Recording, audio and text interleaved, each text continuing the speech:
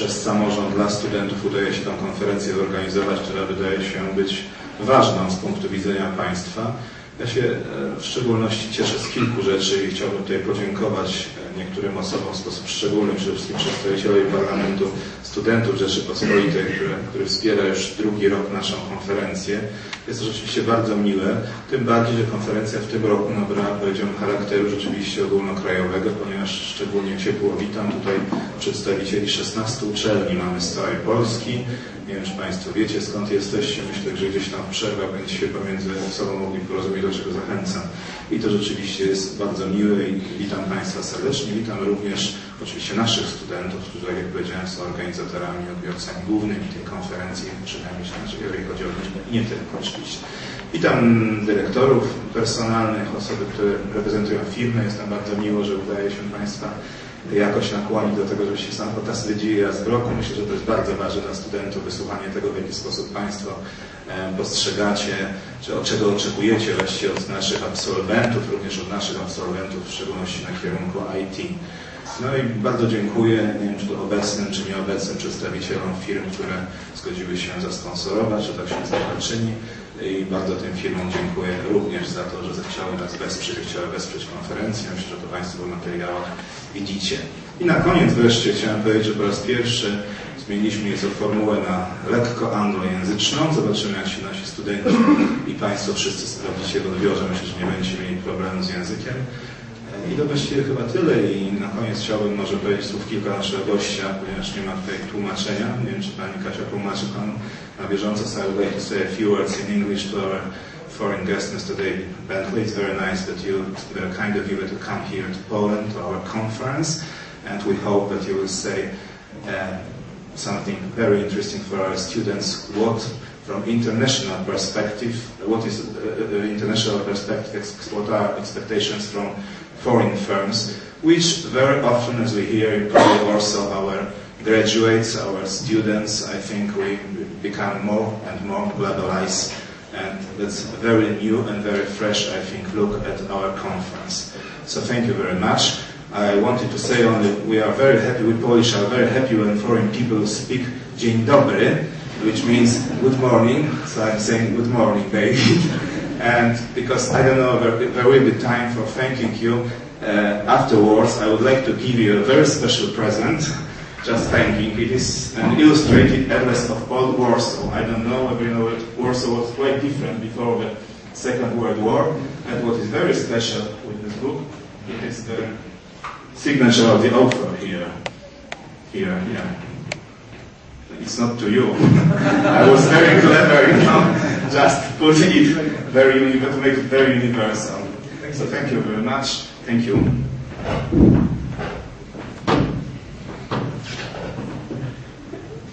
A teraz chciałbym oddać głos panu Przemkowi Rzutkiewiczowi, przedstawicielowi Parlamentu Studentów Chapter.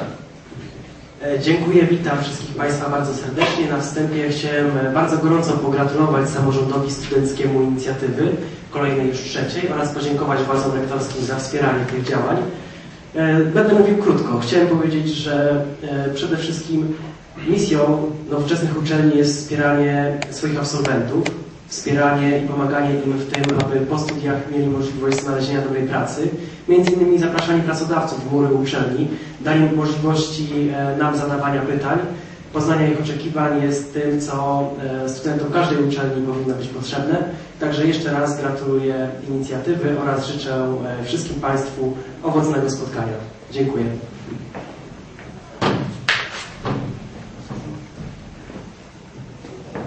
Chciałem podziękować za otwarcie konferencji. Z przyjemnością przekazuję głos pierwszemu prezydentowi, panu Davidowi Bentleyowi, dyrektor Recruitment. Thank you. Dziękuję. That's all the Polish I know, so the rest of this presentation will be in English.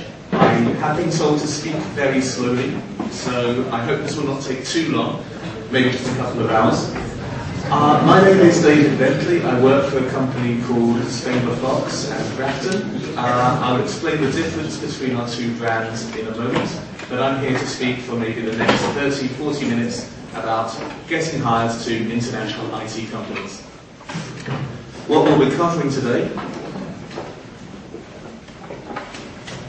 who we are, who Grafton and Spengler Fox are, where we work. The global aspect is very interesting. Goal setting, deciding what you are looking for, what you want, what an employer is looking for. Some notes on salaries, how to use an agency like Grafton. I hear there may be some other ones on the market as well. Some notes on the CV, on the interview, and on the hiring process generally. I will be available to answer any questions afterwards, but if you have any questions or comments during the presentation, please just raise your hand and I will try to answer you. Okay. First of all, you have to sit through the advertising. Grafton Recruitment, we're an international company. We have 19 offices around the world. We're an Irish company, established about 25 years ago.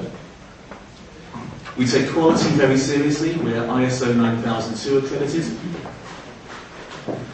We've won twice the Queen's Award for Enterprise. This is a British governmental award in recognition of our business success and our development worldwide. We have 750 staff.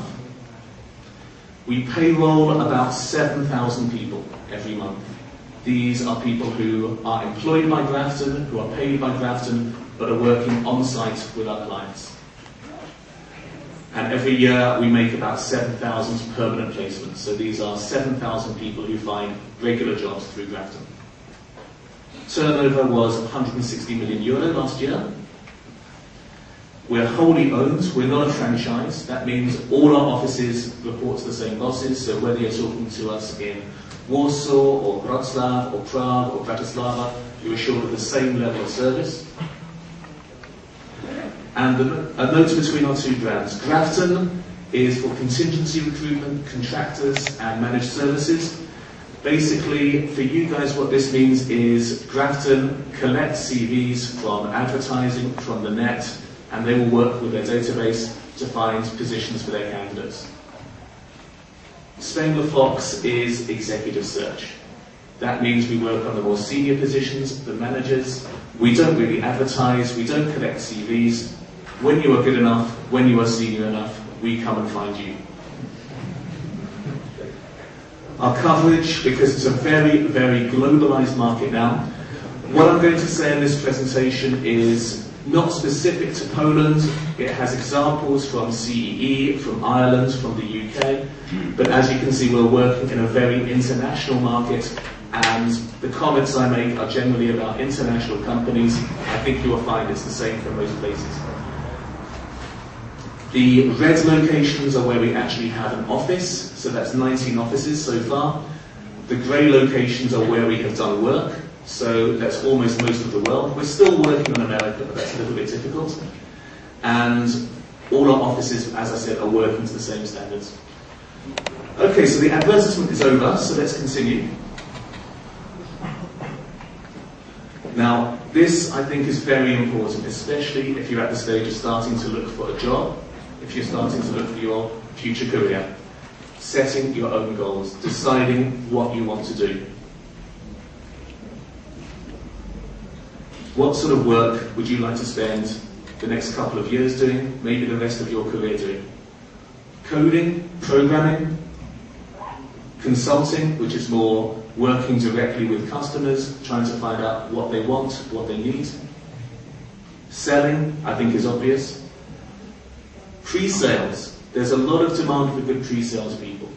This pre-sales means working with salespeople and with customers to find out what they should buy. Trying to define their needs, the parameters of what they should do. Good pre-sales people are hard to find because they have to understand the technology, they have to understand the business, they have to be good at both. Marketing. This is not about advertising, but assessing the offering that your company has, how much it should charge, what the competition are doing. So these are different types of roles that are available out there in the market.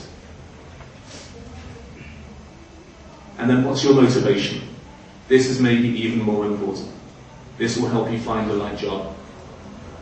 What are you looking for? Technical expertise? In 5-10 years' time, do you want to be one of the best guys in Europe for active networking, enterprise software, whatever?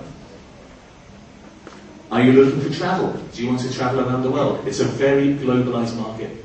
And many of my clients these days are not interested in hiring somebody because they're Polish, because they're Hungarian, because they're American. They're looking for the best person to do the job. Money is always a question that comes up in the process.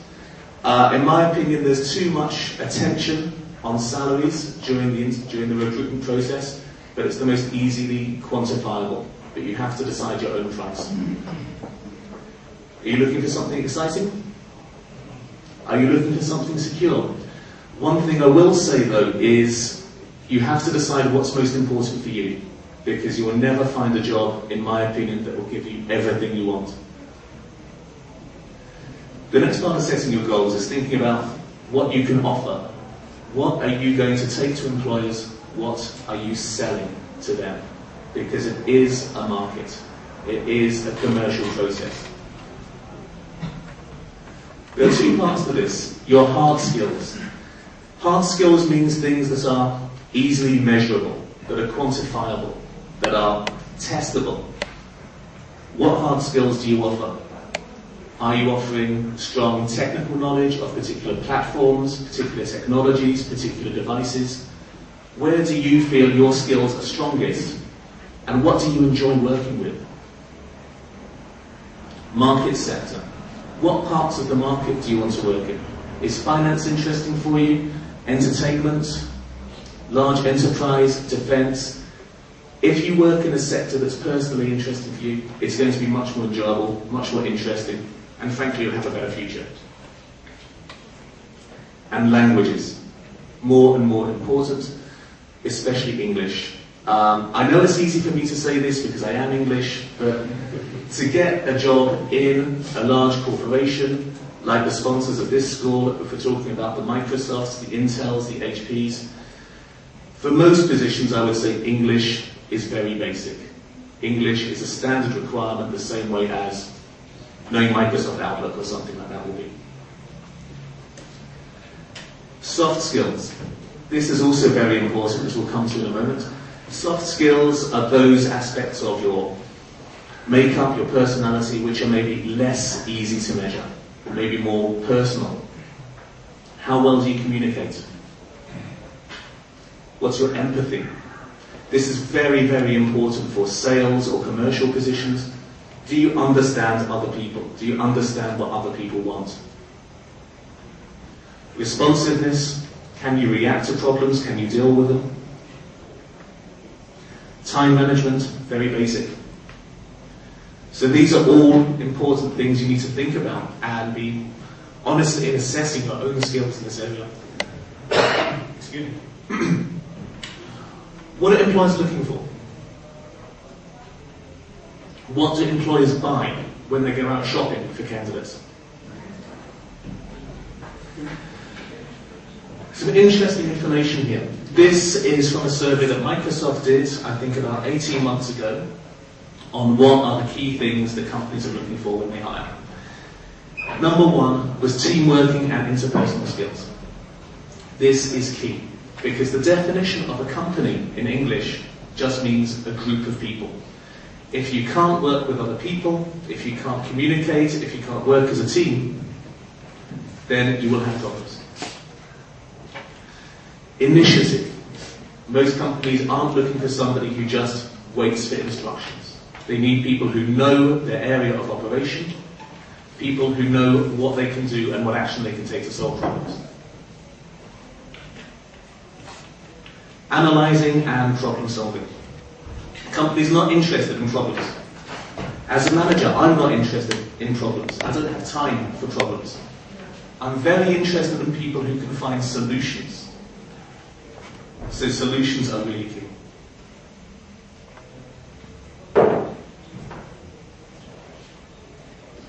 Verbal communication, I think, is obvious. Personal planning, organising. Flexibility. And number 7 is ICT skills. Now, this is maybe not so relevant for you guys because I would predict many of you will go on to work in technical positions. ICT is information and communication technology. So that would cover classical technology, IT, plus also areas like networking and telco, for example. So this is number 7 on the list of what companies are looking for.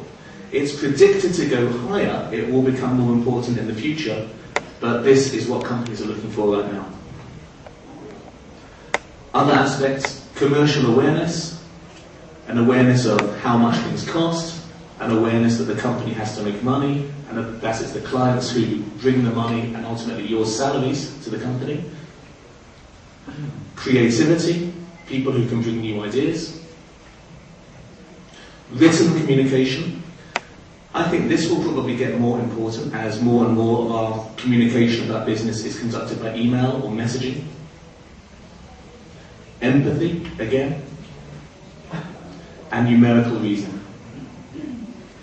These are all the basic qualities that employers are looking for in their people. In terms of the technology and skill sets that companies are looking for, the information I'll show you now is a snapshot of the current market over the last, say, 6 to 12 months. One note about any information or any numbers in this presentation. This information goes out of date as fast as it can be tracked. It will always be changing. You always need to keep an eye on this.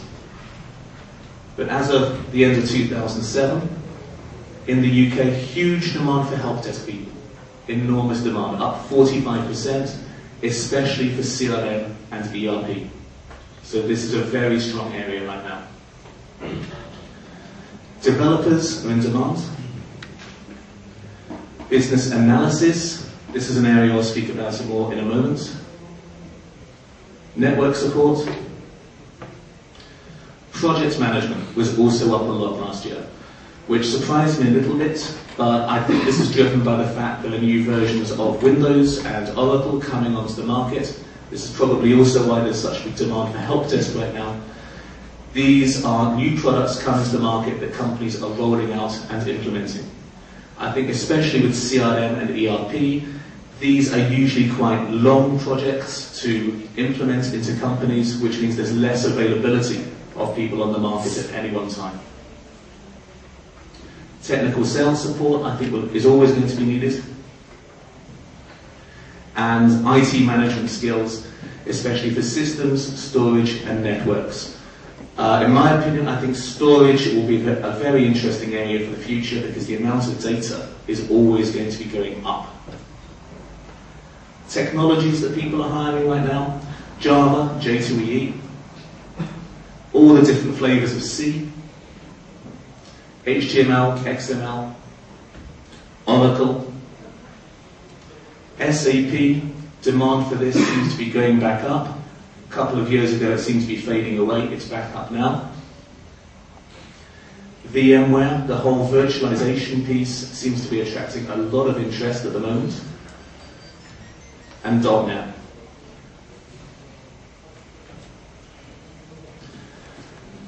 A note about salaries. Again, this information goes out of date very fast. Please use this just as a guide, and these numbers are drawn mostly from the UK and Ireland. At the moment, they will be something like maybe 30% lower within the CEE. But just a few examples. If anyone's interested in actually a particular job, I didn't put every possible job and every possible salary on here. The presentation would take all day. But ask me afterwards if you're interested. I will have the data. So a few examples. Developers with about 0 to 2 years experience. Obviously it's going to vary whether it's a big software house or maybe a small boutique company. But a new developer in the UK can expect to earn between about 23,000 and 33,000 euro. A year, not a month. Business systems analyst. Not a very senior position, but can earn nearly twice as much as a developer. The reason for this is fairly straightforward. A developer obviously has to know his code, he has to know .NET, C# or whatever. A business systems analyst will have to know the technology, but he also has to know the business in a lot of detail. He has to be able to speak both the business of technology and the language of business as well. So this person will have basically two sets of skills. They can command much higher salaries. First line help desk, around 22,000. Second level, slightly higher, 30,000. And then third level, 35,000. I think it's fairly obvious that the more experience a person gets, the higher the value they have in the market becomes. They have more technical experience. If you can continuously develop this technical experience, that's a very good idea, because you are always as strong as new people who are coming into the market, and your skills will not become obsolete. Nobody hires Fortran programmers anymore. So if you graduated 20, 30 years ago, to get a job now, you would have to work very hard to develop yourself. In the UK at least, salary growth is fairly stable, about 3.7% last year, so just a little bit ahead of inflation. Salaries are 15% higher in London normally, and you'll find the same, I think, for any capital city. Salaries are likely to be higher in Warsaw than they would be outside Warsaw. This is also a question you have to ask yourself when you're setting your goals, actually. Where do you want to work? Do you want to work in a big city? Do you want to work in a smaller place? This will impact on the opportunities available to you. This will impact on the salary you can earn. And one unfortunate comment, still in the UK, women are earning an average 20% lower. So one message for the women here today, unfortunately I don't agree with this, but it's not good enough for a woman to be as good as a male candidate. She has to be better to get the same salary. So, how to find a job? Is anybody here actually looking for a job at the moment? Okay. Many of you will be going through agencies, if not now or in the near future at some point in your career. So I've been working for agencies for nearly 10 years now. This is a sort of user's guide to the most basic elements about using a recruitment agency.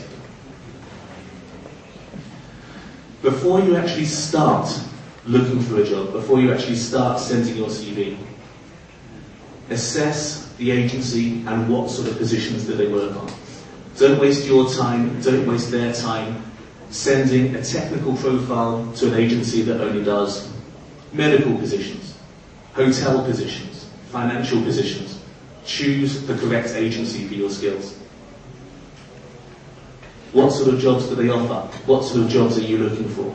Is it permanent work, a regular job, or do you want the variety of working as a contractor, doing maybe 3-4 months on different projects and then moving on to another job? What sort of clients do they represent? This is really key, because the agency's clients are your future employers. An agency with a good client list can offer you better jobs with more interesting companies than an agency without any real regular clients. Don't be shy about asking recruitment agencies who they work with, who they represent. And the last one, what sort of reputation do they have? Now, branding will play a part in this, companies you hear about in the market will play a part in this, but ask your friends, ask your families. Who have they worked with? What was their experience like? What you should expect from an agency. Now, obviously you want them to find you a job. Not every agency you deal with is going to be able to do that. And it's not always their mistake, but the minimum things, the most basic things you should look for is, are they giving you feedback?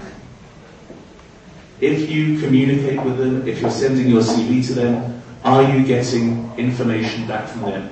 Even if it's only a letter saying, thank you, but we are not interested, at least some sort of feedback, I think, is basic. A company that can't communicate with you, doesn't bother communicating with you, well, maybe they're not very professional, maybe they're not very well organized, but for me, that's a bad sign. A proper briefing about what is the job, what can you expect at interview. Is this an agency that is only going to tell you about offers on the market, send your CV to some companies, maybe hope that something will come through for you, or are they going to work with you? Are they going to help you get that job? Do they understand what you are looking for? Do they understand what their client is looking for? And can they work with you to help you get that job? To tell you exactly what the company is looking for, to brief you properly, to explain what the job is, what the client is, and what you can expect with the interview process. And finally, to be treated as a person, not just as an asset. This is also true, I think, for any managers you work with in the future.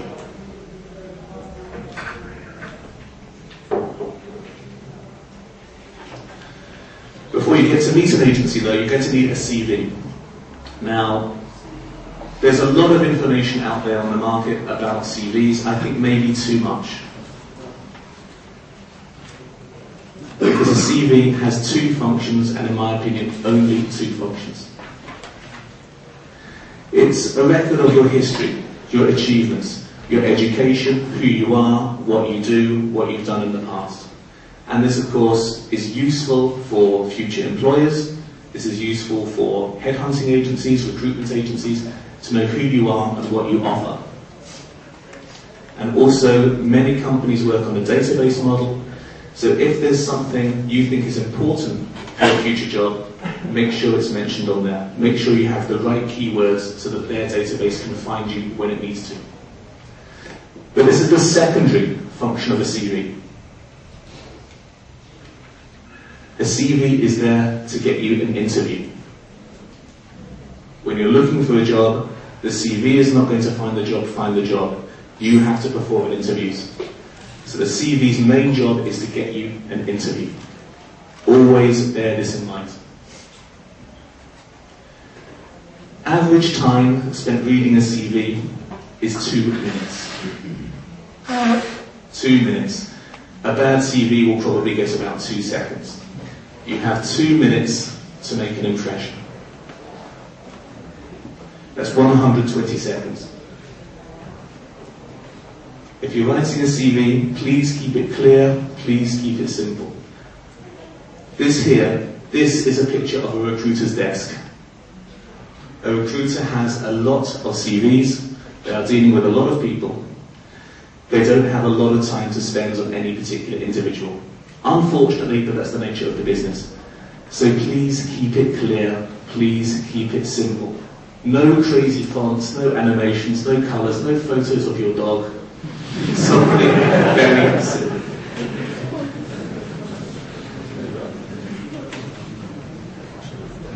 And you need more than one CV. Almost every job you apply for, you should have a tailored CV for that. Of course, you'll have your template, your basic design, but if you're sending your CV to different employers, think about what that employer is going to be interested in. If you're applying for a position working with .NET, put down all your experience with .NET on that CV so that they think, yes, this is an interesting person to talk about. If you're going for a position with a bank, make sure that anything you mention about your banking experience is there and very clear to see. If you have certification that's relevant to the position, maybe put it on the first page of the CV before anything else. Because again, you have maximum 120 seconds, 2 minutes, to get invited to an interview. If you have achievements or skills to talk about, be specific. Show evidence. Tell them exactly what you have. An example. Don't tell them you have a lot of experience with web technologies. Maybe that just means you stay up all night surfing. It doesn't actually tell them anything. If you want to get a job in web, you might want to say, well, you have 4 years HTML, 2 years XML, 1.5 years Java. Be specific and show exactly what you're selling, exactly what you're offering. And be honest. If you're not honest, it will get found out sooner or later. One small anecdote. I was once looking for a person, for a position. Somebody sent me a CV, a nice CV, and it mentioned he had fluent English. So I asked my assistant to arrange an interview for this guy. This interview lasted 45 seconds, something like that. He didn't speak any English. He lied. And of course it was quite easy for me to find out. The shocking thing about this particular candidate was he was an HR director. So don't make the same mistakes as this guy. If you have something to offer, be clear about that, but do be honest. Don't exaggerate things you can't do. And one final thing, don't forget your contact. I'm always surprised how many CVs I get. They look great, they're interesting, but I can't email this person. I can't phone them. It's very frustrating as a recruiter.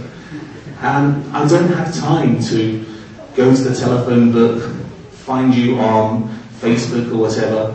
I need your contact. If I have a great job for you that you could be in within 1 week's time, I want to call you right now and tell you about this. Any cover letter is not going to get added to a database. Any business card is not going to get added to a database. Put your email and your mobile onto every page of the CV. Oh, and one other note about emails.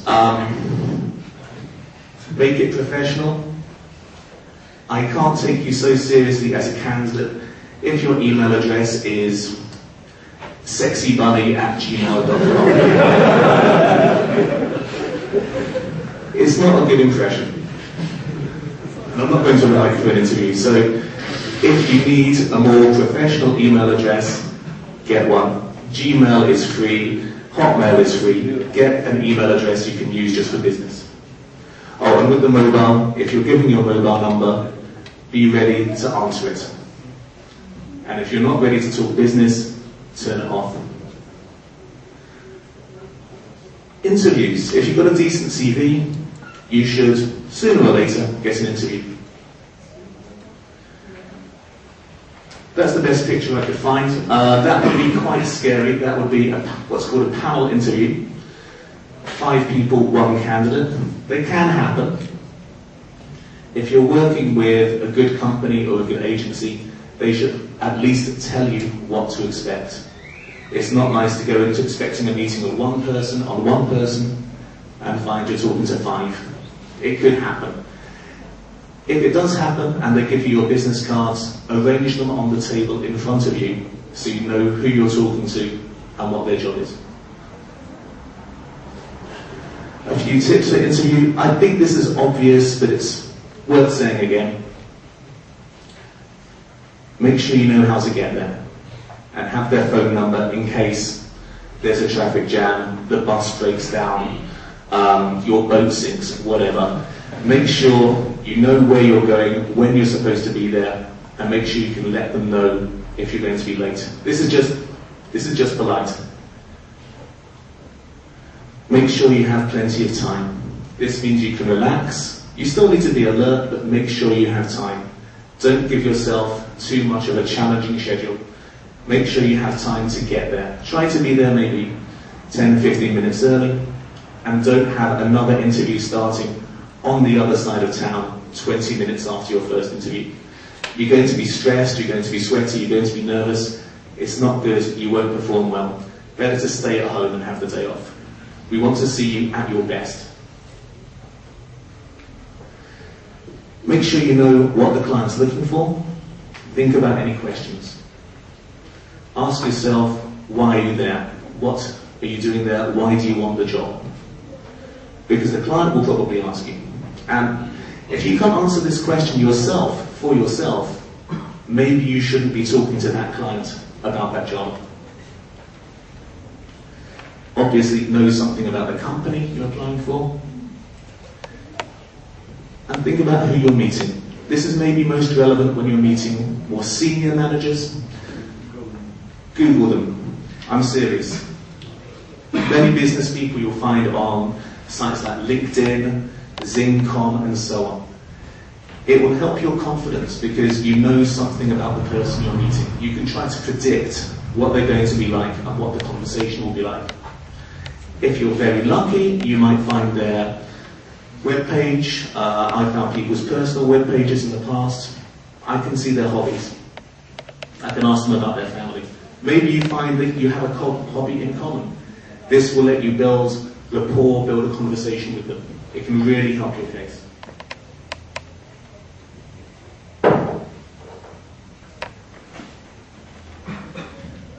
One thing I think a lot of people forget, it's a conversation, not an interrogation. You have to communicate naturally. No yes or no answers. Let the information flow. And don't be negative. We hate negativity in interviews. If your motivation is that you're working for a rubbish company that's going down the toilet, don't say that at the interview. Say you're looking for opportunities with a larger, more stable firm that can offer you better opportunities. Ask intelligent questions. Remember, it's a conversation, not an interrogation. People hire people they like. So try to interact normally. And this is one tip. If you're nervous about a particular interview, if you're nervous because the manager you're meeting has a reputation for being a really tough guy, or you want the job so badly you're scared about making a mistake, ask yourself, what is the worst question they could ask you? What is the worst question in the world they could ask you? Whether it's professional, whether it's personal, doesn't matter. What's the worst question they could ask? Because if you're ready with an answer to this, any other questions should seem relatively easy. But always prepare for your interviews. Nearly finished now. A note on the hiring process. I've got a sort of flow chart here. One thing I want to get across though is it can be more complicated than you're expecting. It can take longer than you're expecting. It can be confusing. Again, if you're working with a good recruitment agency, they should be able to support you through this and to help you through every step. But as we said, review your goals. Know what you're looking for before you go out looking. From these goals, define what sort of company do you want to work for? What sort of agency can help you find this type of job? Send them your CV. We've talked about that. Then, especially from an agency, you can expect what's called a phone screening. Typically this is a 5 or 10 minute phone call from the agency or from the recruiter to establish, yes, this person really exists. This person, we hope, is not a complete idiot. Because maybe it will stop there. If it does, don't worry. You go back to the start and you think about it again. But I'm being negative. Let's assume you go forward in the process. You'll have an interview with a recruiter. Probably, first of all, with the agency, and then with a recruiter from the employer. Again, this could lead to rejection. Tough. It will happen. Don't take it personally. Go straight back to the beginning and start again. I'll be talking about rejection, actually. Also could be refusal. Remember, it's your job. If you take a job with this company, you're going to have to work with these people every day for, I don't know, 2, 3, 4 years. If it doesn't feel right to you, if it's not interesting for you, reject their offer and go back and look for something else. You pass the interview with the recruiter. You're likely to have an interview with what's called the hiring manager. This is usually the person who will be your boss when you take this job. It's the most important stage of the process, in my opinion, because if you don't like him, if he doesn't like you, there's not much potential for the future. Remember, if you don't want to work with this person, if you can't imagine sharing an office with this person every day, 12 hours a day for the next 2 years, refuse the offer, go back to the beginning and start again. If you continue with this interview, you'll probably meet your future boss's boss. A really long process, it will be your boss's boss's boss, and can go even higher. But expect to meet other people in the organisation. It might be somebody higher up in the structure, or what seems to happen more often these days, it could be somebody else who would be working with you like a colleague, somebody who might be at the same level, who will also be assessing you and whether they want to work with you. Again, you can refuse or they can reject at any stage. But every interview is important. Never feel that because you've had 5 interviews with one company, you've basically got the job and you can relax and not take the interview seriously. There's one company I know, they have what they call a 5 dream card system. You have to have minimum 5 interviews with 5 different managers, and everyone has to say yes. You can have 4 positive interviews, 1 negative, and this company will say, no, we don't want you, go away forever.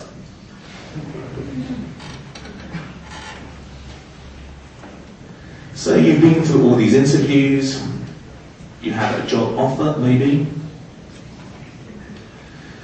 Depending on the position, depending on the company's policies, maybe there's a chance to negotiate.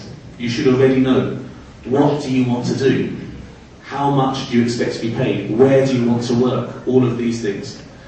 Now the offer will normally come from the agency. They will be instructed by the employer to make you an offer for a certain date, a certain time, a certain salary, and so on. Sometimes it can even happen they offer you a position you didn't actually ask for at the beginning, but they can see you fitting in another type of job.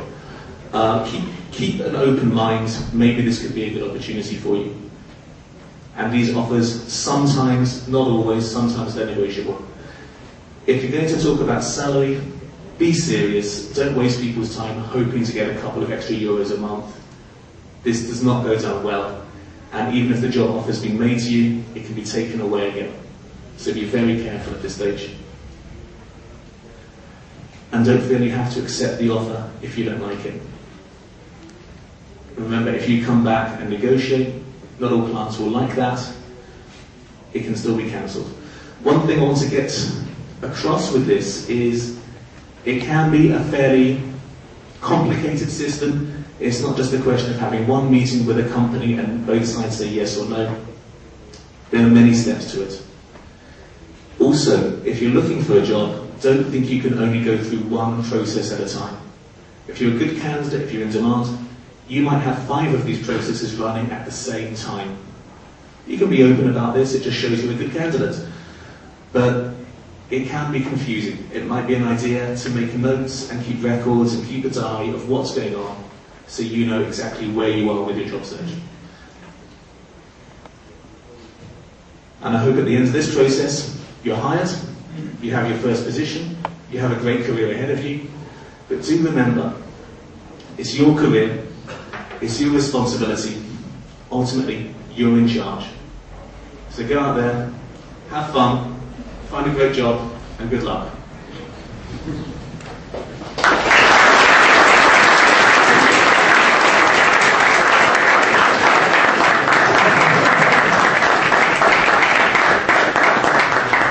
Thank you, David.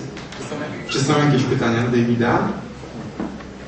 Nie ma żadnych pytań. Poproszę teraz panią z firmy HP Polska, panią Paulinę. Jest. Proszę bardzo, proszę wstać i powiedzieć.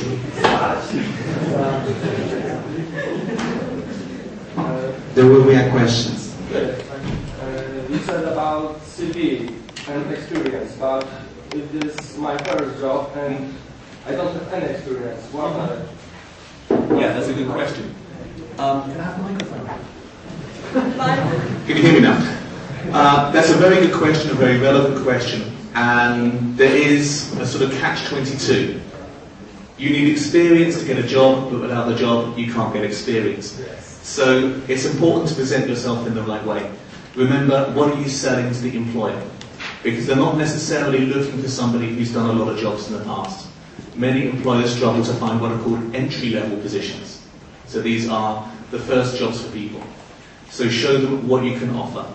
Whether it's fantastic technical skills, whether it's that you're very flexible and ready to travel anywhere, this can all be worthwhile information. So think about what the employer is going to be looking for and show that you've got this. Yeah, having no experience will make it quite a short CV. but you do have a lot of space to show any technical skills you have, any certification you have, any education you have. Czy są jeszcze jakieś pytania?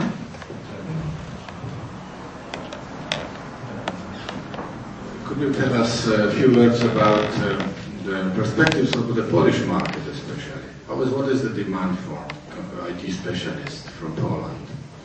You mean within Poland or international? Because I have some experience with a company maybe 10 years ago. I was already overqualified for the entrance level position at that time.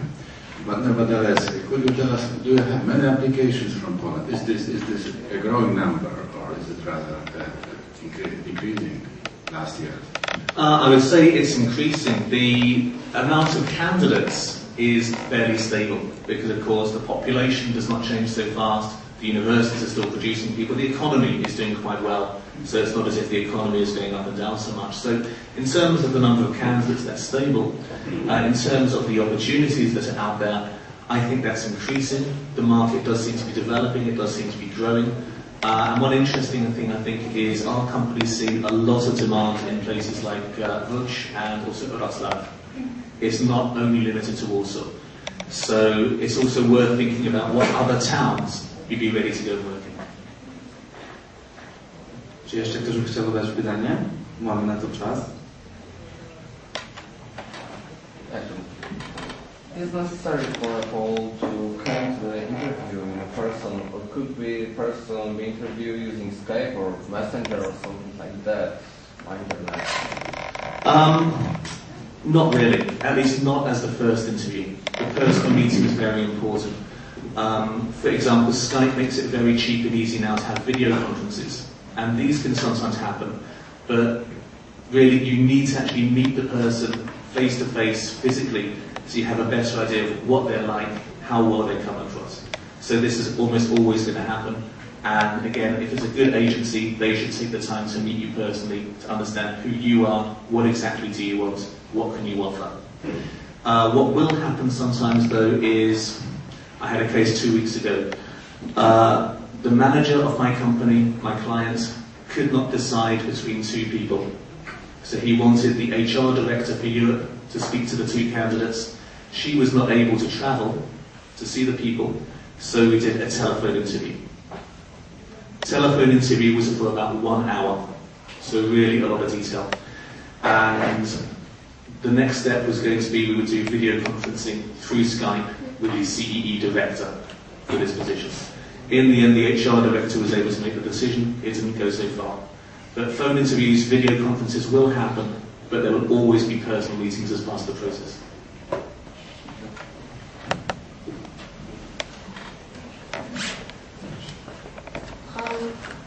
I'm interested if there are some job positions that are offered only through agencies or after recruitment and not somehow publicly, on the website or something like that, that you can't find anywhere outside agency. Yeah, there will be some. Not every position can be shown everywhere. And also, especially job boards on the internet, these can change so fast. There might be a job from the company you're interested in put on the web, but it might show as number 150 in the results when you search for that job, so maybe you won't even find it. It's a good idea, I think, to work with different agencies if you can, because they will all have different offerings. Frankly, I think it's impossible to see every offering on the market all the time. That's not going to happen. But you have to try and choose the agencies or other sources of jobs that you think are most targeted to what you're looking for. Thank you, David. Teraz jeszcze raz chciałbym zapowiedzieć Panią Paulinę Wlęk z firmy HP Polska.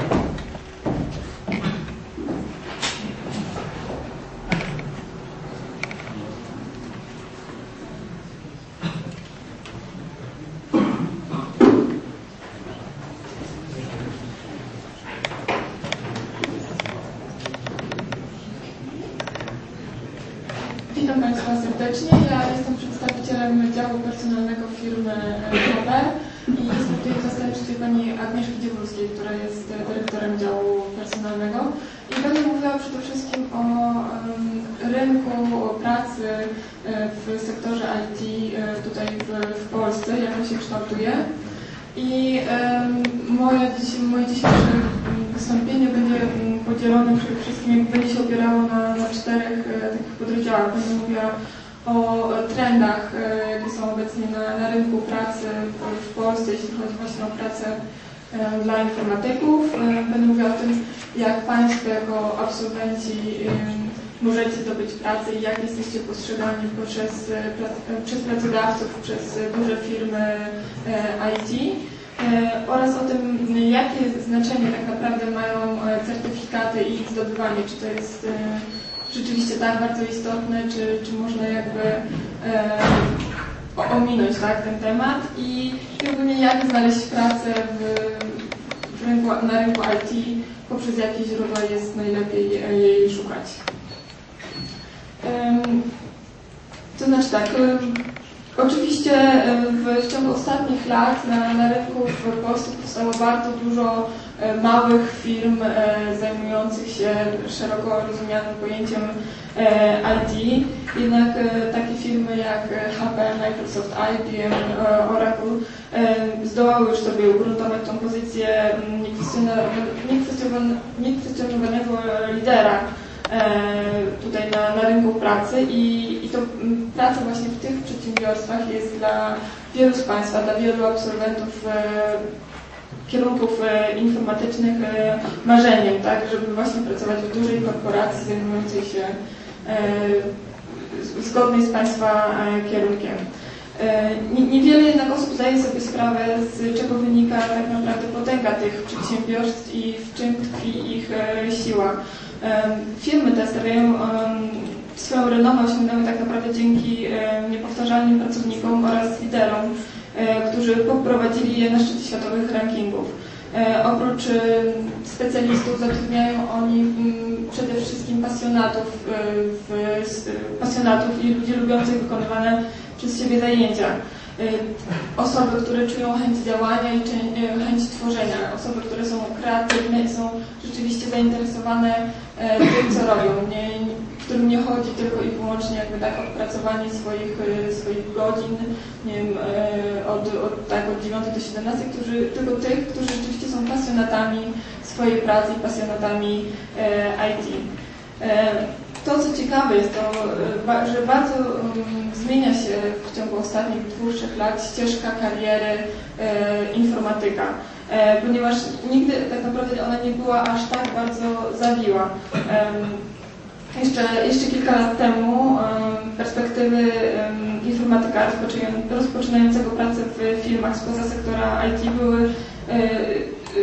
w sektorze IT były bardzo łatwe do przewidzenia, tak? Czyli najpierw tak naprawdę stanowisko, powiedzmy, programisty czy młodszego administratora, po kilku latach awans na stanowisko starszego specjalisty i potem dopiero tak naprawdę dla garstki z tych osób szansa na karierę kierownika projektu czy wręcz kierownika działu IT.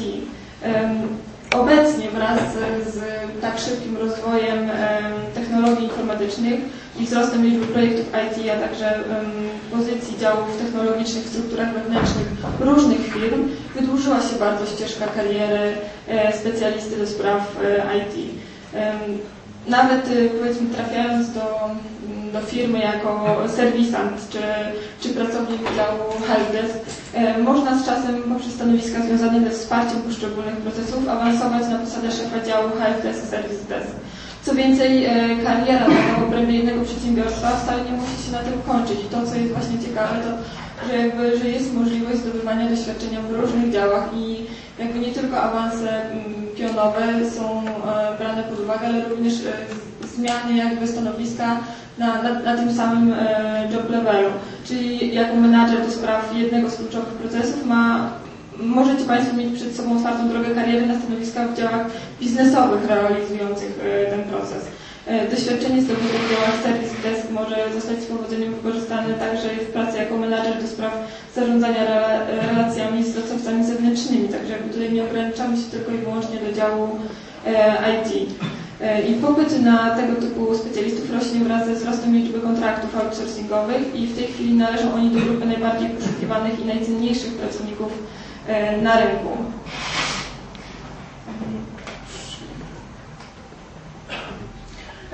Równie atrakcyjne perspektywy mają przed sobą także programiści. Typowa ścieżka kariery programisty do tej pory prowadziła od stanowisk związanych z kodowaniem i testowaniem aplikacji przez analityka systemów, poprzez również oczywiście kierowanie projektami i ewentualnie następnym takim już prawie końcowym krokiem było właśnie kierownik działu. Dziś ta ścieżka sięga daleko dalej i daje możliwość różnorodnego rozwoju, chociażby w kierunku analizy i usprawniania procesów biznesowych.